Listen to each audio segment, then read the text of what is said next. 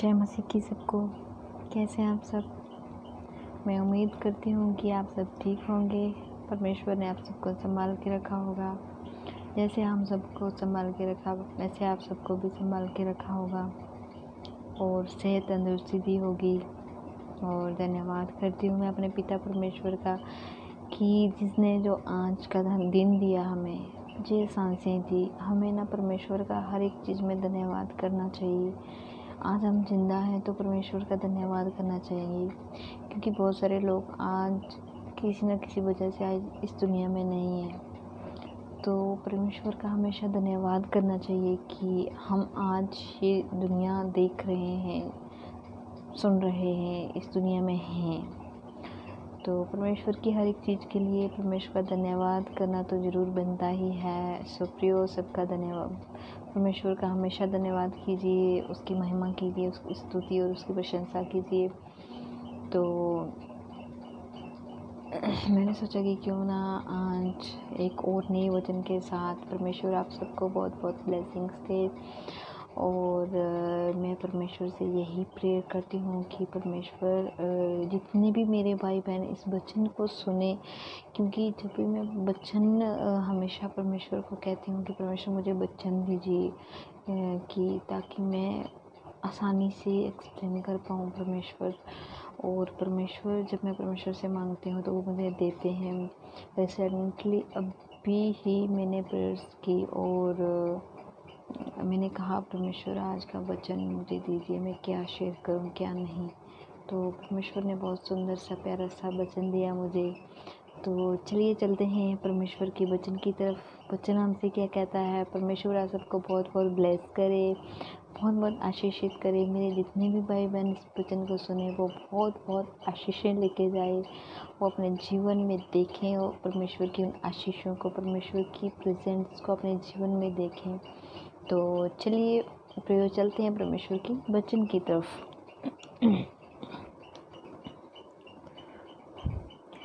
प्रार्थना में लगे रहो और प्रार्थना में लगे रहो और धन्यवाद के साथ उसमें जागृत रहो।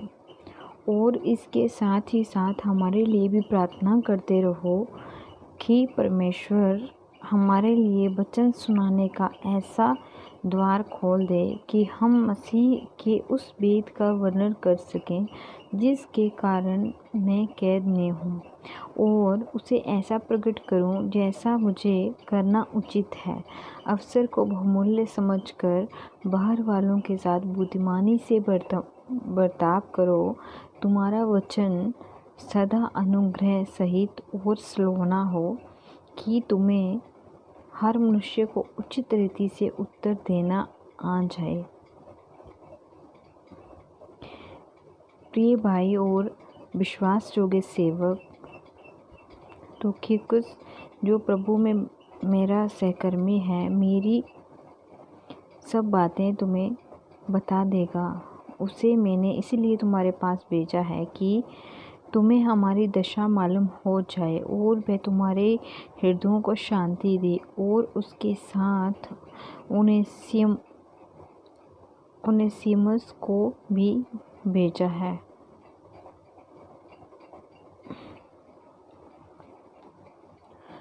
तो प्रियो, आज का ये था परमेश्वर का एक छोटा सा वचन। बहुत ज़्यादा बड़ा वचन तो मैंने नहीं लिया, छोटा सा ही परमेश्वर ने बताया मुझे कि जो मैं आसानी से एक्सप्लेन कर पाऊँ, आपको बता पाऊँ जिसके बारे में। और ये वचन आज का स्पेशली मेरे लिए था, और मेरे लिए इसलिए था कि परमेश्वर मुझे ऐसा बनाए जैसा वचन में लिखा है। परमेश्वर के पवित्र वचन में लिखा हुआ है, मुझे वैसा ही बनाए जैसा परमेश्वर चाहता है। वैसे वचनों को परमेश्वर की जो राज्य है जैसे है कि उसके बारे में हम बता पाएँ सबको।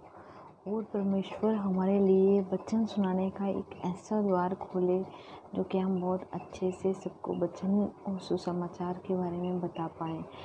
तो ये था आज का परमेश्वर का एक छोटा सा, मैंने बहुत छोटा सा लिया क्योंकि मैं चाहती थी कि मैं बहुत अच्छे से।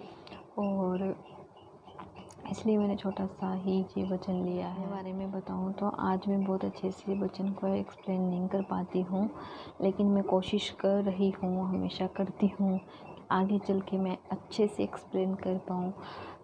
क्योंकि मैं जब छोटी थी तो मैं तब के बारे में अगर आपको बताऊँ तो मेरे मन में हमेशा ये होता था, अगर किसी की यूँ कहो तो डेथ हो जाती थी, चाहे उस समय ऐसा बहुत कम सुनने में आता था कि कहीं एक्सीडेंट बहुत कम होते थे, बीमारियां बहुत कम थी, बट आज जो डायबिटीज़ है, कैंसर है, इतना बढ़ गया है। उस समय तो ऐसा बहुत ही कम सुनने को आता था, मतलब 100 में से किसी एक जन को हुआ वो सुना, अदरवाइज़ किसी के लिए भी सुनने में ऐसा नहीं आता था। ना ही बच्चों को कुछ ऐसी प्रॉब्लम्स होती थी उस टाइम पे, सब ठीक ठाक था उस समय। तो उस समय क्या होता है, बुजुर्ग इंसान ही जो एज थे वो उनकी डेथ हो जाती थी, तो मेरे मन में इतना उनके प्रति ऐसा होता था, मेरे पहचान वाले अगर होते थे तो, अगर नहीं पहचान वाले होते तो भी इतना होता था कि परमेश्वर, मैं उस समय परमेश्वर को तो नहीं जानती थी क्योंकि मैं बहुत छोटी एज में थी उस समय, एक क्यों कहूँ तो 6-7 मतलब हाँ इसी क्लास में, बस 6th या 7th यही में थी। और उस समय मेरे मन में ऐसा होता था कि मतलब 10th तक 12th तक मुझे समझ नहीं थी उतनी, जब तक 10th के बाद थोड़ी और समझ आ गई, 12th में तो और ज़्यादा आ गई। तो तब तक मेरे मन में ऐसा ही होता था कि परमेश्वर क्यों हुआ ऐसा इनके साथ, उनको अभी इस दुनिया से जाना नहीं चाहिए था, उनके घर वाले क्या करेंगे, कैसे करेंगे। तो मेरे मन में बहुत सारे ऐसे सवाल जो मैं, आप विश्वास नहीं करोगे, उनके लिए शायद उनके घर वाले तो रोते ही होंगे, लेकिन उनसे ज़्यादा मुझे होता था मेरे मन में, मैं रोती थी उनके लिए। अकेले में जब सब सो जाते थे रात में, तो मैं अपने मन में परमेश्वर से बात करती थी हमेशा कि परमेश्वर क्यों ऐसा हुआ। मैं उस समय परमेश्वर को नहीं जानती थी, लेकिन हाँ, जिस परमेश्वर को हम उस समय परमेश्वर ही समझते थे कि ये परमेश्वर है, उनको ही हमेशा कहती थी कि ऐसा क्यों हुआ इनके साथ, उनको क्यों आपने इस दुनिया से उठा लिया, अगर आपको ऐसा ही करना था तो मेरे प्राण ले लेते, उनके घर वालों को क्या होगा, कैसे रहेंगे, तो मुझे मेरे प्राण ले लेते आप। मैं ऐसे ऐसे बोलती थी कि क्यों किया आपने, मैं हमेशा पूछती थी क्यों किया आपने प्रभु, क्यों किया, क्यों किया। मैं हमेशा बात तो करती थी, लेकिन वही सुनने वाला कोई होता तो मुझे जवाब देता। काश मैं उस समय परमेश्वर को जानती होती तो मुझे परमेश्वर जवाब देता, और परमेश्वर ने तो मुझे पहले से ही चुन लिया था, क्योंकि इसलिए मेरे मन में इतना दर्द होता था किसी के लिए, चाहे मैं उसको जानती हूँ चाहे नहीं जानती हूँ, लेकिन तो भी मेरे मन में बहुत ही तकलीफ़ होती थी। मतलब जैसे कहते हैं ना, घर में डेथ होती है तो घर वालों को तकलीफ़ होती है, वैसा ही मेरे साथ होता था। तो मैं कई कई दिन उस इंसान को बुला नहीं पाती थी, कई कई दिन तक रोती रहती थी उनके लिए कि ऐसा क्यों हुआ, नहीं होना चाहिए था उनके साथ। तो काश परमेश्वर को मैंने उस समय जाना होता तो परमेश्वर मुझे जवाब देते। लेकिन चलो कोई नहीं, फिर भी परमेश्वर ने मुझे तो पहले से चुन के रखा था, मैंने आपको पहले भी बताया, तो शायद इसीलिए चुन के रखा था कि मुझे सबके लिए, अगर मैं कुछ ऐसा सुनती हूँ कि किसी को कुछ बीमारी हो गई, किसी को कुछ ऐसा हो गया, तो मुझे बहुत तकलीफ़ होती है। मैं हमेशा सोचती हूँ कि मैं क्या करूँ इनके लिए, मैं कुछ भी करूँ लेकिन ये ठीक हो जाए, बस मेरा हमेशा यही रहता है कि मेरे प्राणों से अगर कुछ किसी को कुछ ऐसा हो जाता है कि कोई ठीक हो जाए, तो मैं वो भी करने को तैयार हूँ, मैं वो भी देने को तैयार हूँ। हमेशा मेरे मन में ऐसे रहता है। लेकिन अभी तो मेरे पास सबसे बड़ा हथियार है प्रेयर्स, और मैं परमेश्वर से हमेशा प्रेयर करती हूँ परमेश्वर कि आने वाले समय में मैं जिसके लिए प्रेयर करूँ, मेरी तो आप हमेशा सुनते ही हैं, जब भी मैं प्रेयर करती हूँ आप सुनते ही हैं। ऐसा कभी नहीं हुआ है कि मेरे परमेश्वर ने मेरी कोई दुआ को, प्रार्थना को ना सुना हो, हमेशा सुना है, हमेशा मुझे बेस्ट दिया है। जो जिसके बारे में सोच नहीं सकती थी वो भी मेरे परमेश्वर ने मुझे दिया है। तो मैं परमेश्वर से अभी यही प्रेयर करती हूँ, परमेश्वर जब भी मैं किसी बीमार के लिए प्रेयर करूँ, कोई परेशानी में हो, दुख में हो, तकलीफ़ में हो, जब भी परमेश्वर मैं उनके लिए प्रेयर करूँ, उनके ऊपर चाहे हाथ रख के प्रेयर करूँ, तो तू मेरी दुआओं को सुने। आज मैं परमेश्वर से सुबह में यही बात कर रही थी, परमेश्वर जब भी मैं तो हमेशा आप मेरी प्रार्थनाओं को सुनती हो, लेकिन मैं दूसरों के लिए जब प्रेयर करूँ तो आप मेरी दुआओं को सुनो, तुरंत मुझे रिप्लाई दो, तुरंत उनको चंगाई मिले। तो बस मेरे मन में यही है कि मुझे परमेश्वर ऐसा बनाए कि मैं सबके लिए प्रेयर कर पाऊँ और चंगाई पाएँ सब। बस इससे ज़्यादा मुझे और कुछ नहीं चाहिए, क्योंकि ये मेरे बचपन से ही मेरे मन में था कि मैं क्या करूँ किसी के प्राण बच जाए, मैं क्या करूँ किसी का कष्ट दूर हो जाए, मैं क्या करूँ कोई चंगाई पाए। तो आज मेरा परमेश्वर मेरे साथ है, मुझे बहुत खुशी होती है कि मेरा परमेश्वर मेरे साथ है। अब किसी की कोई भी तकलीफ़ हो, कुछ भी हो, सुनने वाला तो है ना कम से कम।